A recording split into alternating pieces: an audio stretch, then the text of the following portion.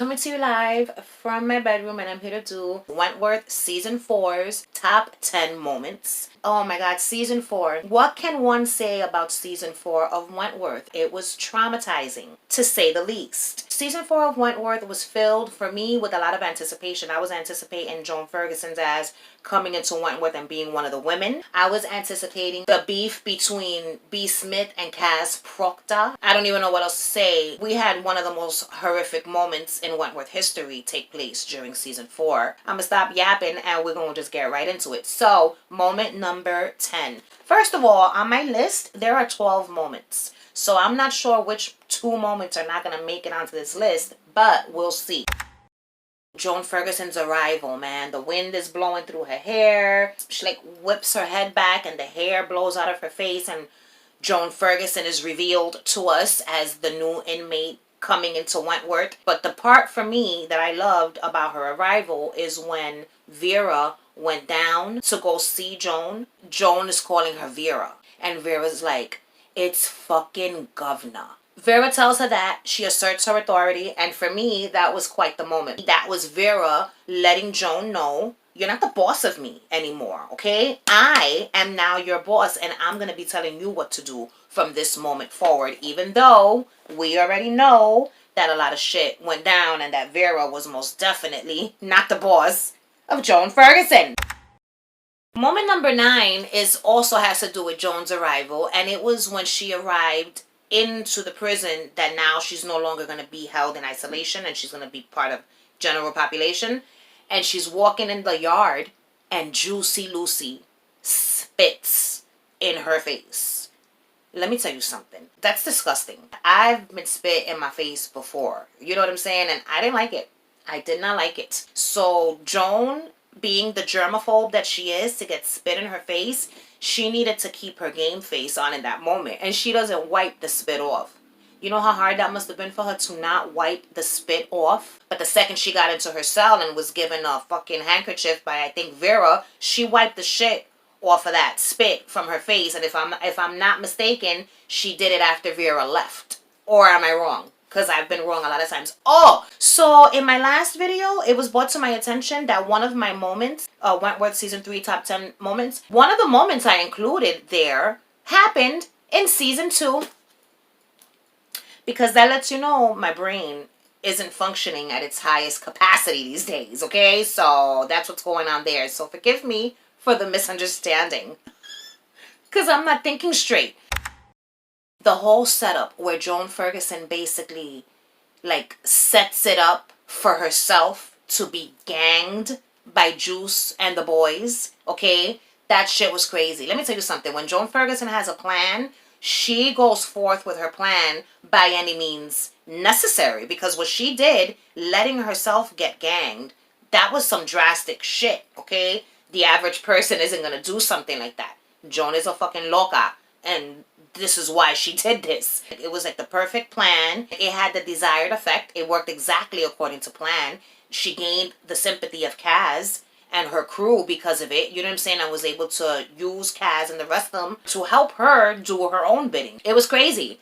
And then when she bends over and spreads her ass cheeks so that Vera could see all the bruising and shit, that's some hardcore shit. Is when B. Smith attacks Will Jackson. The whole screw lover fiasco, when they were accusing her of being a screw lover because she helped save Mr. Jackson from getting a beat down. If I'm not mistaken, that's what happened there. He was about to get fucked up by Kaz and her crew, and B. Smith saved his life. She got in the walkie-talkie and warned him, and people heard and accused her of being a screw lover. So what does she do? She beats the shit out of him right there in her fucking unit while everyone is watching. It was fucked up. Will Jackson did not deserve the beat down, but he sure enough did get the beat down. But he understood why, so it all worked out in the end. But that shit was crazy because, hello, B. Smith, you over here fucking up grown-ass men that look like Will Jackson? Like, she was a strong-ass bitch.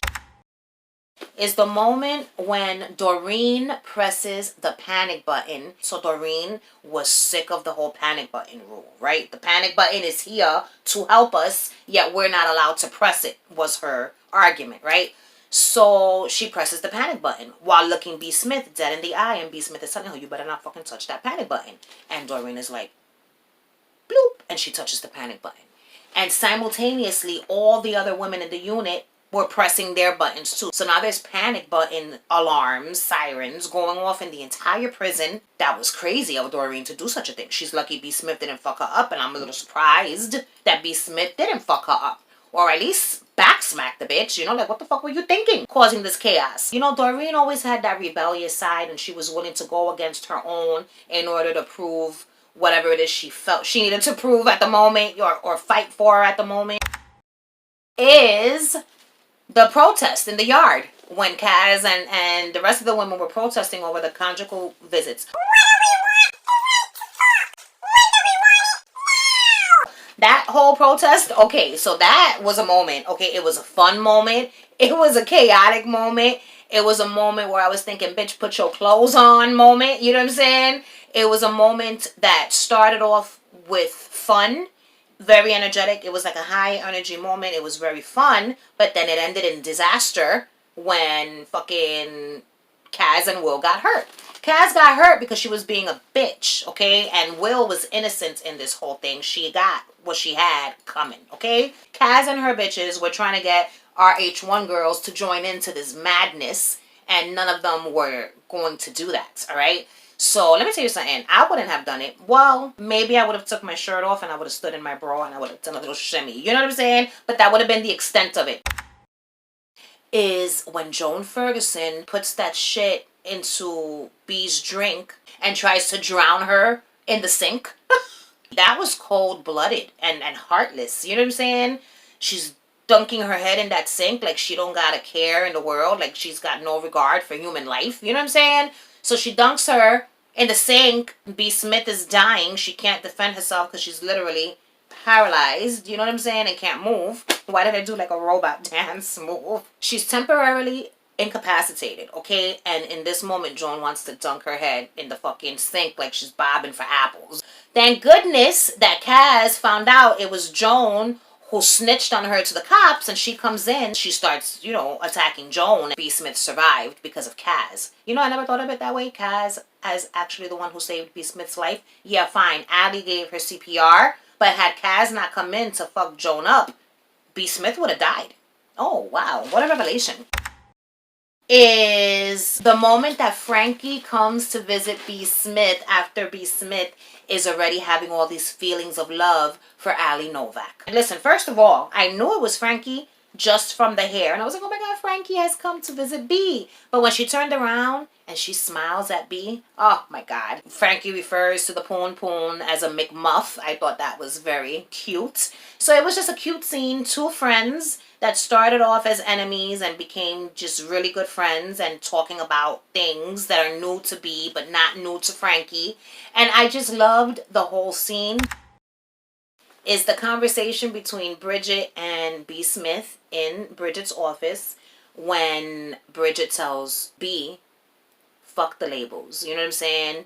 If you love someone, then you love them, and that's it. I understand that labels are necessary sometimes, but I also can't fucking stand the labels. You know, like, why does everything have to be labeled? Why can't I just be? But if you ask me, Bridget was right when she said, fuck the labels.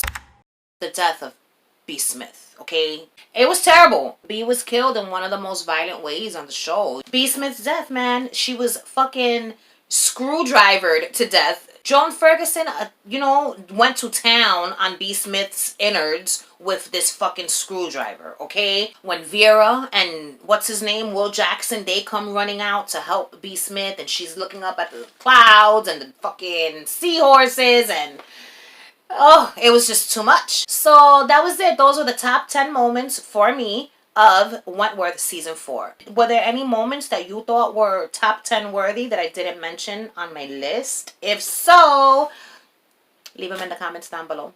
Alright world, that's it. Thank you so much for watching this Wentworth video. Oh, I love Wentworth so much and I miss it so very much. It'll be back on the screen, and when it is, I'm gonna be a character on it. You didn't know? You didn't know? Oh, you didn't know. So look out for this face whenever you see Wentworth again, because I will be a part of it. How? I don't know, but I just know, okay? I just know.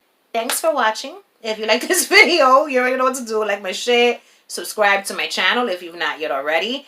And if you do subscribe, ring the freaking notification bell so you could be alerted when I post videos in the future. That's it. Goodbye.